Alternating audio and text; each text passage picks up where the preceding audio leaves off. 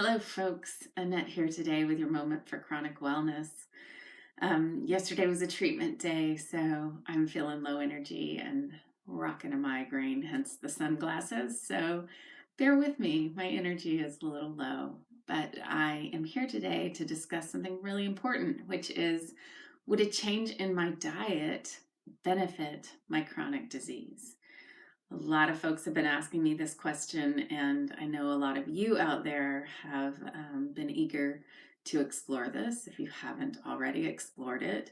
Because, man, wouldn't it be great if we could shift what we eat and feel a lot better?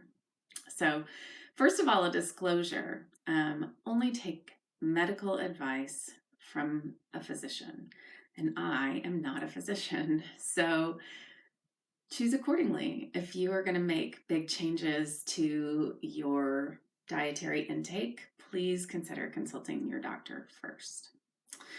All right, so in this regard, everyone is different. And yet, I will say that diet is a big component of the fuel that we put inside our body each day, and therefore can make a really big difference in how we feel. Many scientists say that our gut is our third brain, that it is an important emotional center of our body, and that very definitely the fauna that grows there and the gut microbiota and what it feeds on make up a very important part of how we feel.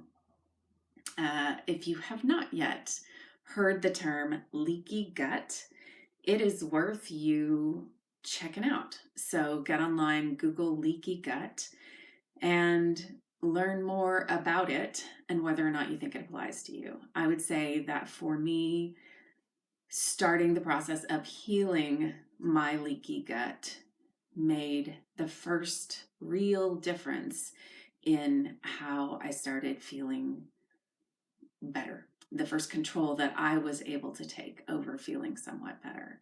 And so it's a potent thing and rather remarkable as you start to go down the rabbit hole of learning about how we get a leaky gut and how we heal a leaky gut. So it can be a very important factor for many of us in starting to take control and turn around some of the ways that we are feeling.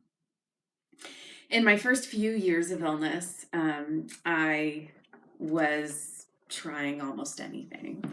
I began in my first years of sickness as a vegetarian, and from there I went to a vegan diet. I tried more than a month in a juice cleanse.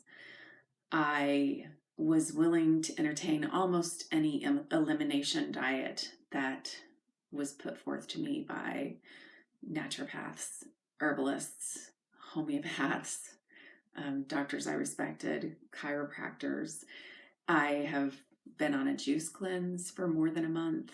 I have eliminated dairy for more than 2 years, coffee for more than 2 years, sugar, corn, nightshades, more than I can even recount or even probably remember.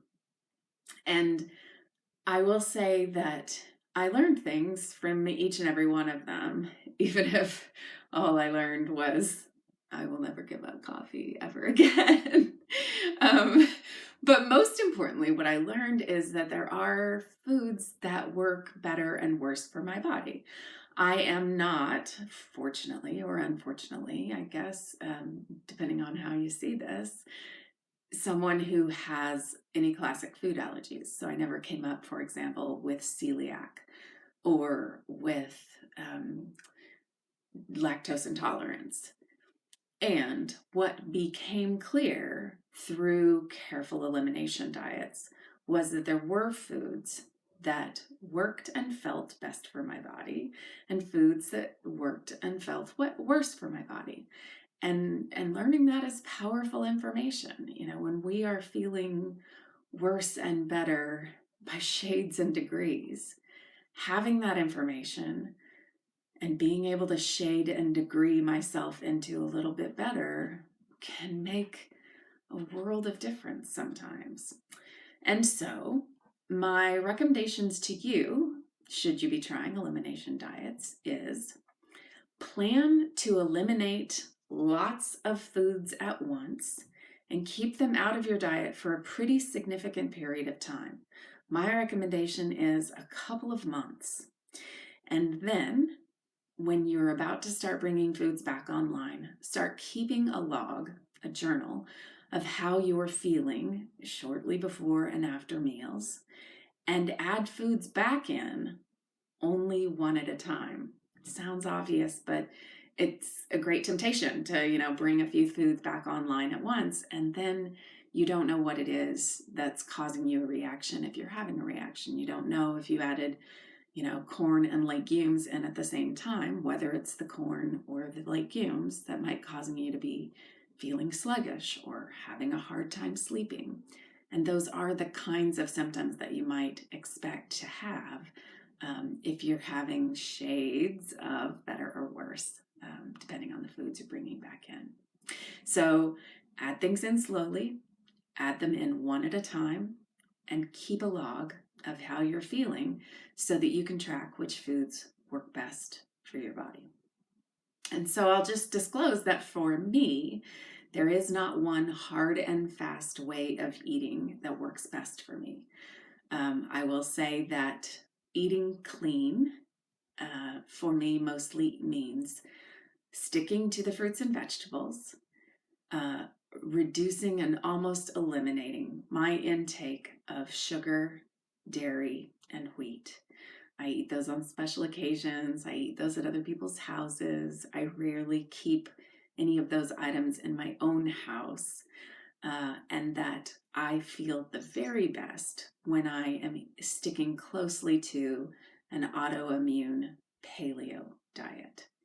But cooking that way is not necessarily the easiest, and I am not the primary cook in our house anymore. And so it's a lot to ask of someone else, even someone who loves me dearly. So I would say that I eat that way probably 70% of the time.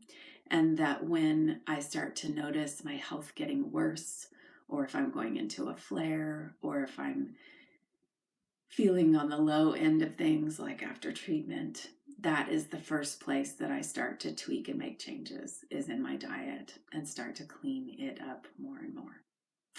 So those are my thoughts on would a change in my diet benefit my chronic disease?